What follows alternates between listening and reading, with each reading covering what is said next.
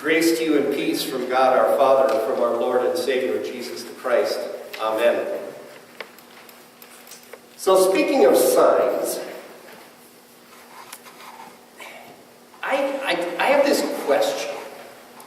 Why is it that the Highway Department uses public funds to fund protest signs at every time there's road construction? Haven't you seen those? You know, you drive through road construction and there's this protest sign. End construction.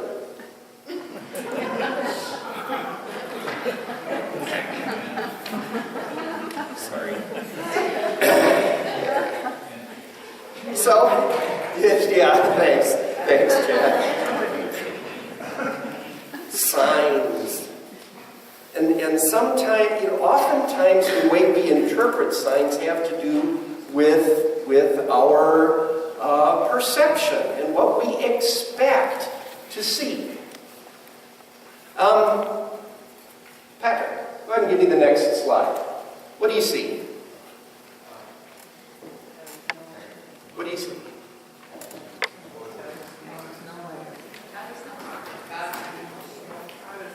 Give me the next one. Is that what you saw? How many saw that? Give me the next one. How many saw that? Yeah, it's amazing how you can look at the same thing. You can look at the same group of letters and either see God is nowhere or see God is now here. Oftentimes the way we see things is colored by what we expect. Jesus and John both were confronted by the expectations of the people that they confronted on a daily basis. John was received by many people. They would go and they would be baptized by him for as repentance, for forgiveness. But there were others. There were others who rejected John and rejected his baptism. They looked at him. If we remember the description of John the Baptist, he wore very rough clothing made of camel's hair, and his diet was kind of weird. He ate locusts and wild honey out in the wilderness, and I'm sure his hair was wild and unkempt, and he looked like a wild man. And there were those who rejected his baptism.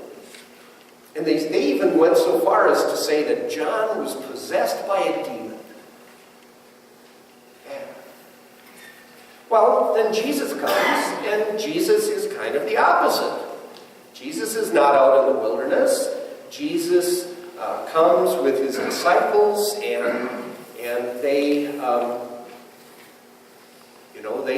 celebrate.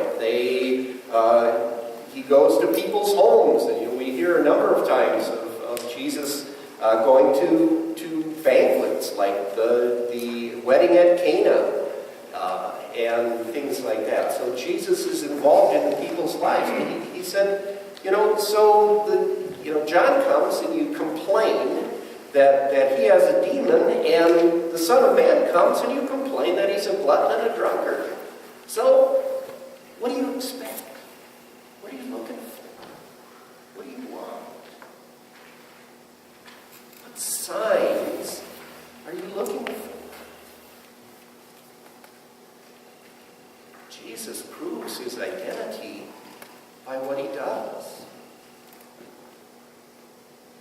Healing the sick, giving people who are lame back the ability to walk, and be cool again. That was the question I asked in the confirmation class. What does it mean to be lame? And he said it means not cool.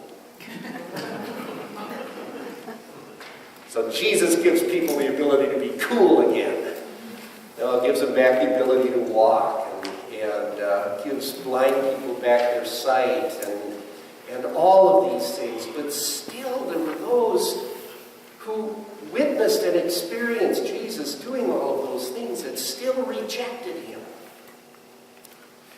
because they didn't want to believe the signs. Didn't want to believe the signs. Because sometimes when we think about people, we always wonder if there's an ulterior motive, or if there's something that they're hiding, or something that isn't quite legit. Go ahead and go to the next slide. How many of you recognize this guy? Fred Rogers. Fred Rogers was a Presbyterian pastor, and he started this kids show on public TV, and he taught many children and people about what it meant to live in community with each other, about the importance of being neighbors. And a while back, there was a thing going around on Facebook saying that Fred Rogers had tattoos and all of this stuff, and it's like, that's not. Fred Rogers is one of those people that what you see is what you get. The man you saw with those children on TV was exactly the same man that you would see if you met him in the street, or if you met him at church. His biographer tells a story that one day in worship, he went to worship with Fred Rogers at his church, and during, like we do here, they asked for prayer requests. Well, one woman got up and she started her prayer request, and she went on and on and on, and everybody's going, why didn't she sit down and shut up? She just kept going on with this prayer request, and how is well, after church was done, after the worship service was done, people kind of shied away from her and ignored her because they thought, something's going on with this weird lady. But he said Fred Rogers went up to her, and he spent the longest time in conversation with her. And afterwards, he came back and was talking to his biographer, and he said, why did you do that? He said, obviously, there's a deep hurt, a deep need that she had for prayer and for the community. And Fred Rogers recognized that. Where everybody else ignored her because they thought she was just being weird, Fred recognized her pain and her grief and her mourning, and he went to be a sign, to be the physical presence of God, bringing comfort to someone who is in pain. We have expectations that are placed upon us every day by family, by friends, by co-workers. But what is it that God expects of us? What is it that God asks us to do? God calls us to be the hands of Christ, to be the body of Christ in the world, helping those who are in need, who are suffering, who are mourning, who are grieving, to know that they are not alone, to know that they are loved, to know that they are cherished in the world.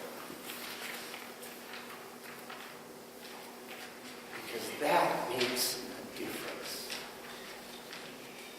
Just like Fred Rogers made a difference in the lives of so many of us growing up, we learned so much from him by his gracious and loving example by the way that he lived out his faith in Jesus Christ on a daily basis, even unto the